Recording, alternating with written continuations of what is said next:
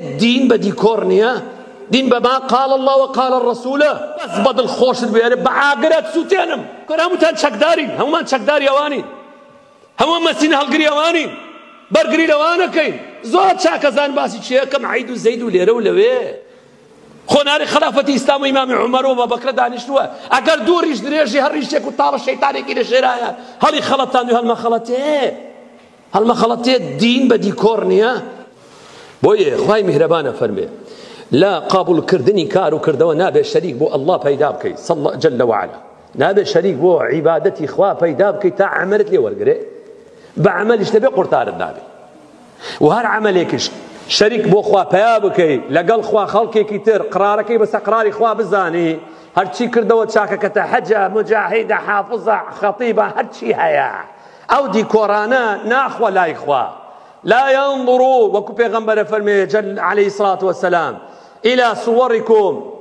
خوات تماشي الشيوشي وكاردناكا ولكن ينظروا إلى قلوبكم تماشي دلطانك تماشي تقواك أو ضل إخلاص تداب وخوا ياخذنا شريك الإخوة تداب ياخذنا بويه خواي مهربان ومن يكفر بالإيمان ومن يكفر بالإيمان فقد حبط عمله وهو في الآخرة من الخاسرين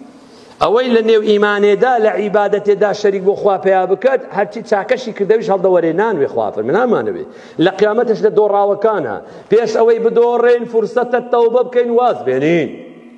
الله فرمي بقولي خوي كباورتان بيه لسرعاتي خوامو تالاتو نتيرا إذا نودي للصلاة من يوم الجمعة فاسعوا إلى ذكر الله وذروا البيع تم بزنس مانو تاجري تداواز لدكانك هنا وهاتوا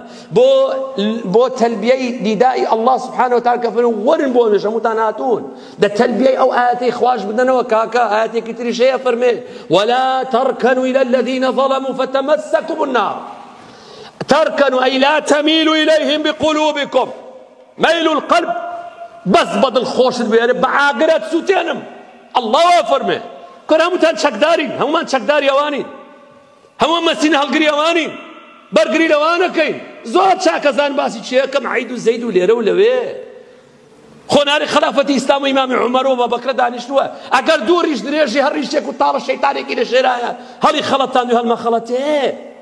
هل ما خلطيه دين بدي كورنيا دين بما قال الله وقال الرسول